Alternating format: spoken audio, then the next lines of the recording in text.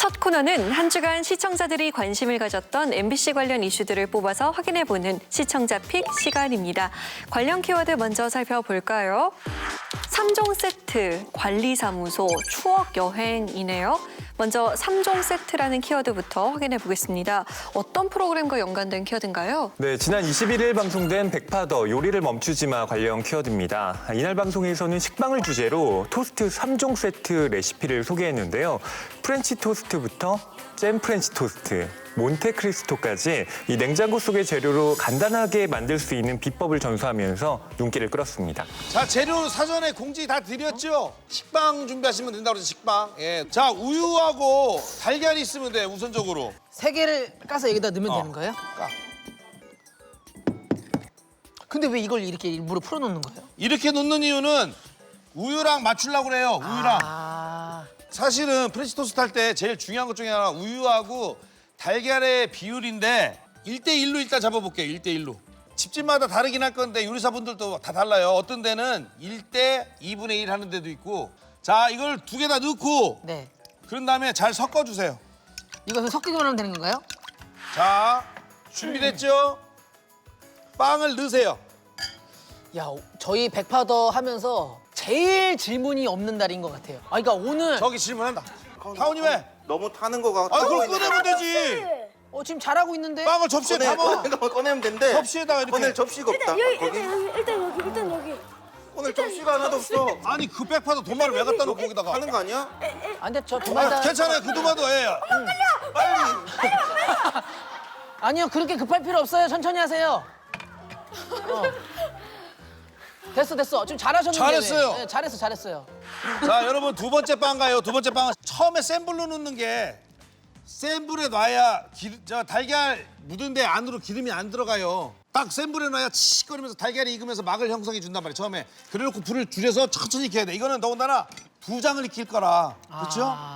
아, 색깔 잘 나왔죠? 바로 버터 싹 가운데 올려주시고. 자, 오. 이거 아까 먹은 것보다 더 맛있어요, 이거는. 일단 먹어봐.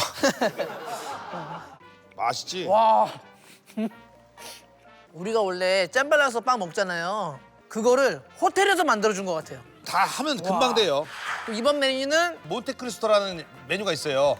빵 사이에 햄이나 치즈 넣고 굽는 건데 그걸 비슷하게 하는 거니까. 그래서 약간 햄버거처럼 3단으로. 그렇지. 저희 몇 분 남았죠? 2분 남아서 빨리 해야 돼. 자, 불 켜요? 불 켜요. 저, 조심해서 올려놓고 구우면 돼요. 아까하고 똑같이. 이렇게 해서 빨리 얼마나 해야 돼. 구워요? 자, 잠깐만 나 뒤집고 나서. 나 그럼 잠깐만 나 자, 요리니들이요. 요리를 멈추지 마. 네, 프렌치 토스트의 다양한 변주를 선보인 이번 방송은 동시간대 2049 시청률 1위를 차지하면서 화제를 입증했는데요. 방송을 본 시청자들 반응 어땠습니까? 네, 댓글 살펴보면요. 간단하게 먹을 수 있는 토스트의 다양한 맛을 느낄 수 있게 여러 가지 버전으로 알려주셔서 너무나도 좋았던 것 같아요. 학교 제빵 수업 강사입니다. 다음 주 토스트 주제인데 3가지로 해주어서 많이 도움이 되었습니다. 백파더 감사합니다. 제가 음식을 정말 못하는데 백 선생님 보면서 만든 토스트를 아이들이 잘 먹어줘서 너무 감동스러웠어요. 다양한 종류의 토스트 레시피를 배울 수 있어서 좋았다는 평이 많았습니다. 이번 편은 부담 없이 따라할 수 있는 레시피라서 많은 분들이 손쉽게 즐기실 수 있었던 것 같습니다. 위원들은 백파더 이번 편 어떻게 보셨나요? 사실 이 백파더에서 우리가 대단한 요리를 멋들어지게 만들어내는 것보다는 그 요리를 하는 과정을 즐기는 거잖아요. 부부가 같이 참가한 경우에는 이제 프라이팬이 2종류를 쓰더라고요. 부부가 각각 스테인리스 프라이팬하고 코팅이 된 건데 이 스테인 프라이팬은 좀 붙어요. 그러니까 이제 빵이 자꾸 붙는다. 어떻게 하면 좋냐 그랬더니 그냥 부인하고 한꺼번에 하나만 써라. 이런 식의 얘기를 하죠. 그럼 사이좋게 같이 해요. 따로 하지 말고. 지금 남편분 쓰시는 취향이 달라가지고 맛이 없어요, 맛이. 지금 잘 배워서 하면 되지. 저는 이제 이런 이야기, 우문현답을 나누는 그 코너도 되게 재밌었고요. 또 하나는 항상 이게 토요일 저녁에 생방송으로 진행이 되잖아요. 그러다 보니까 이 마무리가 덜 된 상태에서 끝나기도 하는데 뭐 아니나 다를까 이날도 몬테크리스토는 프라이팬에서 내려오지 못한 채로 끝이 났습니다. 조금 아쉬웠던 점은 백종원 씨가 너무 목소리가 하이톤으로 계속 이렇게 빠르게 진행을 하시는 거예요. 마음이 급하셔서 그런 질문을 하시는 분들에게 대답을 할 때 막 허둥지둥하면서 큰 소리로 얘기하시는데 물론 그 방송의 재미가 그렇게 생방송으로 서두르는 것을 그대로 보여주는 거긴 하지만 톤 조절이 좀 됐으면 좋겠다라는 생각이 들었습니다. 물론 뭐 백파더라든가 양세형 씨의 그 발언도 조심해야 되겠지만 그것 자체를 즐기는 지금 세대의 변화도 저는 좀 눈여겨볼 필요가 있다고 생각을 하고요. 저 같은 경우는 아침 식사를 식빵으로 하기 때문에 맨날 잼 발라서 우유를 먹는다만 생각하다가 이번 방송은 이렇게 다양한 변주가 가능하구나라고 하면서 저한테도 새로운 깨달음을 알려주는 방송이 됐는데 코로나19가 이제 계속 확산되고 있기 때문에 지금 다 우리가 각자 집에 있지만 함께 이 동시간대에 모여서 같은 요리를 한다라고 하는 컨셉이 앞으로도 저는 계속 유효하다라는 생각이 듭니다. 그래서 백파더가 뭐 여러 가지의 개선들을 해나가면서 시청자들에게 좀 더 따뜻한 방송으로 남아주기를 기대합니다. 네. 자, 다음 키워드 살펴보겠습니다. 추억 여행인데요. 어떤 프로그램과 관련된 키워드인가요? 지난 21일 방송된 안 싸우면 다행이야 관련 키워드입니다. 이날 방송에서는 1세대 아이돌 그룹 H.O.T의 멤버이자 25년지기 절친 토니안, 문희준 편의 두 번째 이야기가 펼쳐졌습니다. 두 절친은 피라미 낚시, 양봉장 관리, 험난한 하루를 보내는가 하면 최고 전성기였던 H.O.T 시절을 떠올리면서 추억 여행을 떠나기도 했습니다. 맨날 뭐 이렇게 우리 활동했던 시절 물어보면은 그냥 우리 공연하고 이런 거 다 기억은 나는데 뭔가 뭐 딱 이런 지금 이런 사건 같은 것도 있잖아. 세부 활동들이 이런 게 되게 진짜 생각이 잘 안 나더라고. 넌 안 되겠다. 영상 좀 봐야겠다. 영상 좀 봐야겠다. 너 아주 영상으로 혼나야겠어. 영상으로 혼나는 건 빼도 박도 못하는데. 아니 저도 집에 영상이 많아요. 근데 비디오 테이프라 볼 수가 없는 거라서. 이게 약간 이게 편집된 영상이 있더라고. 이걸 한번 봐봐. 야, 첫 방송. 토요일은 즐거움을 통해 처음 방송에 발을 디딘 5명의 사내가 이게 첫 있었으니 방송이잖아요. 이름하여 가요계의 독수리 오형제 H.O.T가 바로 가요계 독수리 오형제. 저 엄청난 CG. 저희 이 팀에서 리더를 맡고 있는 문희준이라고 합니다. 안녕하세요. 저기 H.O.T의 톤이라고 합니다. 진짜 어리다. 야, 주름이 하나 없어. 주름이 하나 없어. 와. 저 때가 내 진짜 전성기였는데. 대단했죠. 길거리에 다 저 페인팅하고 있었다니까요. 얼굴에. 알죠.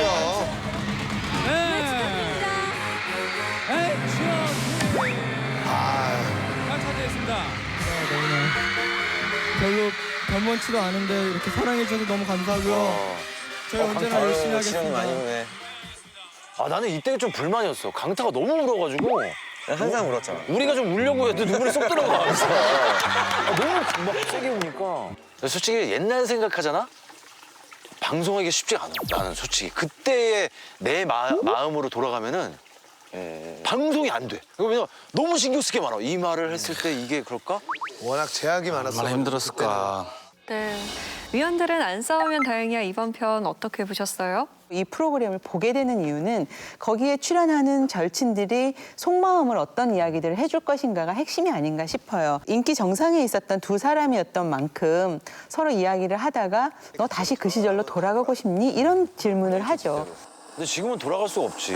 왜? 애기가 있잖아. 그러면 잼잼이가 없어지는 거잖아. 너는? 돌아가고 싶어? 난 우리가 재결합한 건 너무 좋아. 근데 그건 좋은데? 그건 좋은데 그 옛날 돌아가고 싶잖아. 다시. 처음부터 못할 그거를? 그러니까 너무 좋았는데 그냥 그걸로 충분히 충분하다. 아마 최정상의 위치에까지 올라가 본 사람, 하루 10시간이 넘는 그 연습을 데뷔 후에도 매일매일 했어야 했고 또 대중들의 시선으로부터 자신들을 관리하기 위해서 많은 것들을 포기해야 했던 그런 사람들의 어떤 그 속내를 잘 드러낸 대목이 아닌가 싶어요. 그래서 충분히 이야기 자체에는 공감할 수 있는 부분이 크지 않았나 싶고요. 두 사람의 대화는 굉장히 의미 있었습니다. 토니안과 문희준 씨의 그 모습은 진짜 재미있었어요. 왜냐면 문희준 씨는 계속 뭔가 지시를 하고 왜냐면 예전 리더였기 때문인지 조금 더 지시하는 스타일이고 토니안 씨는 그것을 이렇게 수행해요. 잡았다! 어디? 잡았어! 어디? 나와 일단! 나와 잡았어. 한 발. 놓치면 안 돼. 놓치면 안 돼. 한 번이 한 번씩 나가는 건 너무 힘들지. 진짜 힘들어. 저 물살이 너무 치서 완전히 진짜 힘들어. 나 같으면 화도 낼 것 같다 싶은 장면에서도 늘 너무나 잘 하시더라고요. 그런데 이번 편에서 좀 극한의 오지, 야생의 활동 이런 걸 한다는 생각이 전혀 안 들었어요. 약간의 액티비티를 했구나, 야외에서. 그런 정도의 생각이었거든요. 그래서 전 이 방송이 안 싸우면 다행이야라는 제목이고 그러니 굳이 그 극한의 오지를 가서 뭔가 억지로 고생을 시켜서 활동하게 하는 것을 할 필요가 있을까라는 생각이 들었습니다. 저는 개인적으로는 추억여행 그 자체로 다양한 추억여행을 할 수 있잖아요. 근데 이제 오지라는 컨셉을 준 이유는 아무리 친하더라도 힘든 상황이 왔을 때 너희 둘이 어떻게 하는지 한번 지켜보자 이런 거기 때문에 이걸 추억여행으로 가면 될까라는 생각은 좀 있습니다만 초반에 비해서는 확실히 좀 그 어떤 힘겨움, 오지스러움은 조금 빠지긴 빠졌어요, 이번에. 그럼에도 불구하고 두 사람이 친하기 때문에 나오는 그 케미스트리가 굉장히 좋았고 특히나 피라미 잡다가 토니안이 가장 큰 거 놓쳤을 때 문희준 씨의 욕설이 여기 목구멍까지 딱 나왔다가 멈추는 부분들. 크다. 야 토니야. 엄청 커. 짱이다 이거.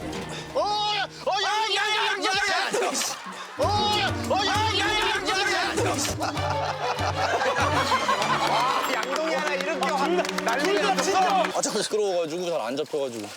잠깐.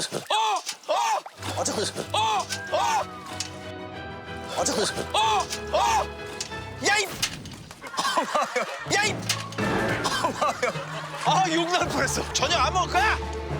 두 사람이 친하다는 전제하에 우리가 보니까 굉장히 재밌게 볼 수 있던 그런 장면들이었거든요. 그 말씀하신 이번 편이 좀 오지스럽지 않았다라고 했는데 공복이 한 5시간, 6시간 되면 충분히 오지 아닌가요? 저 그래서 더덕 캐고 피라미 잡으려고 막 첨벙첨벙 뛰어다니고 나름 저는 고생을 했다. 먹을 거를 사오지 않고 직접 구하려고 발버둥 치는 것 자체가 충분히 고생했다라는 생각이 들더라고요. 그리고 저는 이번 편이 좀 편안했던 이유 중에 하나가 이 앞서 나왔던 방송들은 다 선후배 관계이거든요. 근데 이번 편은 동갑내기 친구라는 점이 위계 관계가 상대적으로 드러나지 않는 이번 편은 그게 좀 잘 적용됐다고 생각합니다. 다음 키워드 보겠습니다. 관리사무소입니다. 어떤 프로그램과 관련된 키워드인가요? 21일에 방송되었던 실화탐사대 관련된 키워드입니다. 이날 방송에서는요, 한 아파트에서 입주자 대표가 관리사무소에서 아파트 관리소장을 무참히 살해한 사건을 집중 취재했거든요. 그동안 갑질을 일삼아왔던 입주자 대표의 행동들을 폭로하면서 주택관리사를 보호해줄 법적 안전망이 없다라는 현실을 그대로 보여줬습니다. 6년 동안 한 아파트 관리소장으로 일해왔다는 경숙 씨.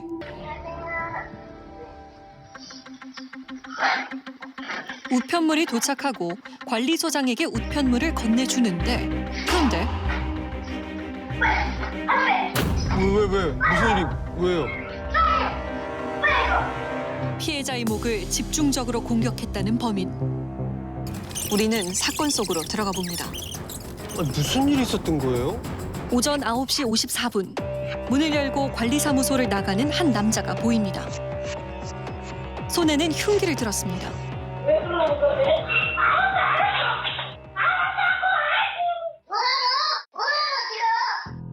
살인을 저지른 사람은 놀랍게도 이 아파트의 입주자 대표회의 회장. 입주자 대표였다고요? 두 사람에게 무슨 일이 있었던 걸까요?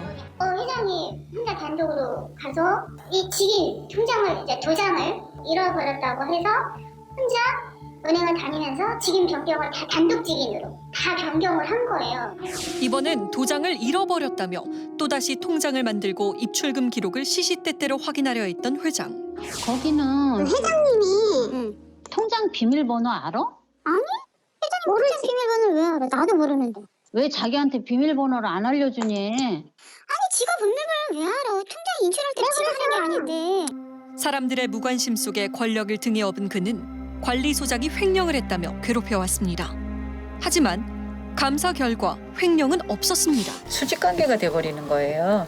내가 관리비를 냈으니까 너는 내 그 부하 직원처럼 생각을 하는 거죠. 소장은 파리 목숨이다 이렇게 얘기를 하고, 그러니까 신분 보장이 없다 보니까 회장님이 마음에 안 들면 바꿔주세요. 뭐 이렇게 하면 언제든지 바꿀 수 있는 사람들이라고 생각을 하는 것 같아요.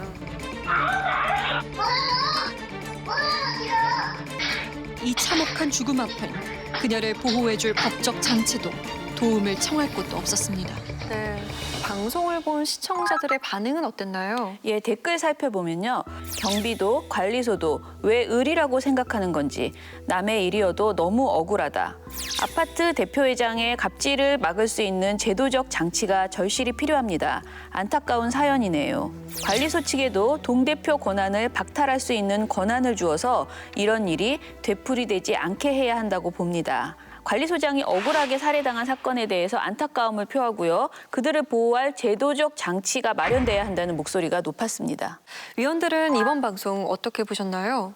굉장히 좀 충격적이었죠. 그 관리사무소에 설치되어 있는 CCTV를 통해서 그 범행의 순간을 우리가 볼 수 있었는데요. 사실 이번 사건을 보면서 입주자 대표를 뽑을 때 그래도 좀 책임감 있게 살펴는 봐야겠구나. 공동주택에 사는 모든 사람들이 책임감 있게 대표를 뽑아야 된다는 경각심을 좀 불러일으켜준 것 같고요. 이런 문제들이 어떻게 보면 법적이나 제도적으로 어떤 보완책들을 좀 실효성 있게 만들어야만 되지 않을까 싶어요. 그래서 이런 방송들이 계속 촉매 역할을 해서 더 늦기 전에 좀 제도적인 보완이나 실효성 있는 방안들이 제대로 만들어서 적용될 수 있었으면 좋겠다. 그런 생각이 들었습니다. 저는 실화탐사대를 볼 때마다 느끼는 게 이제 스토리가 굉장히 좋고 흥미진한 건 맞는데요. 그 이상의 어떤 전문적인 지식이나 궁금증을 해결해주지 못하는 아쉬움이 있습니다. 그런데 이번 편에 있어서는 박지훈 변호사가 그 입주자 대표회에서 관리소장 해임을 할 수 있다, 이렇게 많은 권리를 가지고 있다라고 말하셨는데요. 그것이 현실적으로 어떤 문제들을 가지고 오는지 더 다양한 사례가 있을 것 같아요. 그런데 이런 것들을 그러니까 현실적인 조언을 덧붙여 주시지 않은 게 좀 아쉽다라는 생각이 들었고요. 이런 것들이 나올 경우에 대부분 이분의 정신적인 문제가 있다라는 등의 정신병력을 예단하는, 섣부른 예단을 하는 경우들이 많이 있어요. 그런데 이번 편에서는 사실 그런 이야기는 일절 없었고요. 그가 권력을 갖게 된 이후에 모든 것을 장악하려는 어떤 그 마음이 생겼을 것이다라는 정도로 말씀을 하셨어요. 이렇게 뭔가 함부로 예단하지 않는 그런 방송을 했다는 것에서는 칭찬해드리고 싶습니다. 이 주택관리사업법에 대한 개정이 필요하다라는 문제의식을 불러일으킨 것 자체에 대해서 저도 공감하고 있는데요.